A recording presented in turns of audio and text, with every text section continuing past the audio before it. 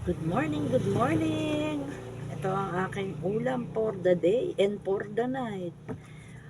Lagyan natin siya ng konting baboy. Ayan. Hiwain muna natin.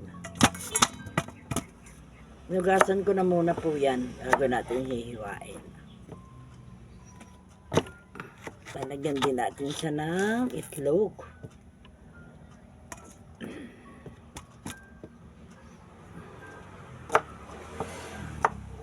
Mura lang ang pagkabili ni Daddy dito sa Ampalaya. 5 piraso. Doon mismo sa garden ni Nanay sa Luluwasan. 30 lang ata ang pagkabili niya dito sa gulay. Nagha-harvest ng ampalaya. O, tignan mo, ang ganda. Yan. Wala. Pahinog na pala itong isa.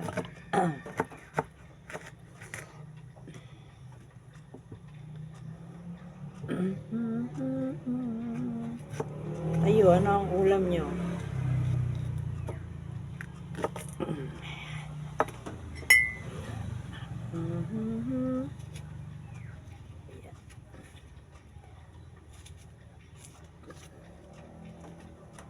Ito ay maigi sa mga may mataas na blood sugar.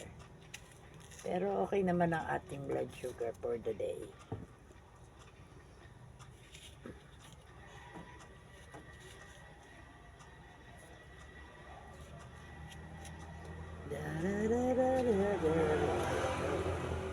Gigisa natin yan sa kamatis. Maraming kamatis. Kasi marami akong nabiling kamatis. Mura lang ang 1 kilo.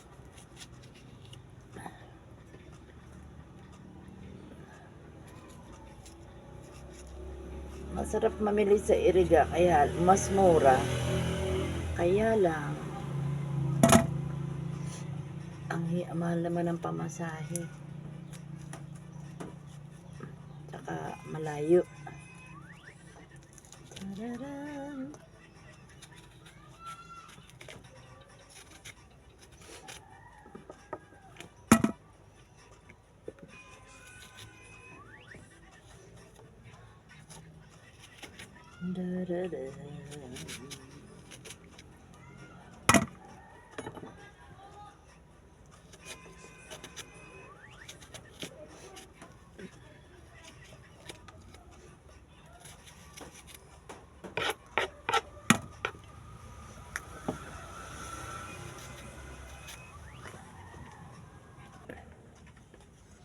Yan. Nahiwa na natin ang ampalaya. Yan. Ayan. Pag nagluluto si Daddy na gusto madaming kamatis. 3 malalaking gantong kamatis. Yan. Nakapatapos na po akong maghiwa ng kamatis, sibuyas, bawang, at higit sa lahat, turmeric. Yan.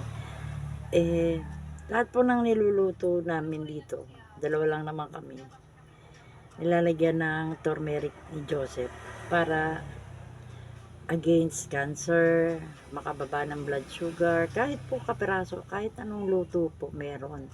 Nilalagyan niya kahit po sinigang, nilaga, meron pong kapiraso luyang turmeric. Napakasalamat ko naman dahil ako po'y maraming tanim na turmeric. Bigla yan tumubo dyan, lumago. Andyan po. Ginagawa rin po namin yan minsan sa labat. Pwede din. Kung ayaw nyo na luya, pwede din yan. Kapiraso lang, ilubog nyo sa tubig. Before ka matulog, 1 hour before ka matulog, napakasarap pong matulog. No, hahaluan po ito ng konting baboy. Yung 1/4 hahatiin pa po, di 1/8 lang kasi mahal ang baboy. Plus itlog. Yan. Ako lang po nagpe-prepare, naghuhugas ng mga ingredients, naghihiwa, naglalahat. Pero si Joseph ang nagtagaluto. Ayan, katulad niyan, prepared na yan. Mamaya lulutuin niya na yan basta areglado na, no? Nagtira pa ako ng isang peraso kasi meron pa ako diyang ano, talong at may okra ko dyan. Baka bukas gulayin natin, 'di ba? Kasi pag Friday, every market day, namimili na kami ng kalahating kilo. Good for 1 week na po yun, para kung ano maisipan. Tapos nung nakaraan nakabili kami ng isda, ah, galing lang sa dagat, mahigit 2 kilo ata yun, 150 lang. Tapos nung isang araw din lumapit dito si Obet, merong isda yung kaibigan niya na sariwa, yung parang alumahan, 180, 2.5 kilo ata yun. Dapat talaga aabangan natin o meron tayong kilala dun sa mga bangkero, kasi pag yan napunta na sa market, hindi na natin mabibili na ng mas mura, no? So ngayon po ay Happy Tuesday, Holy Tuesday. Ang ating ulam ginisang ampalaya, tapos meron ako dyan pritong alumahan.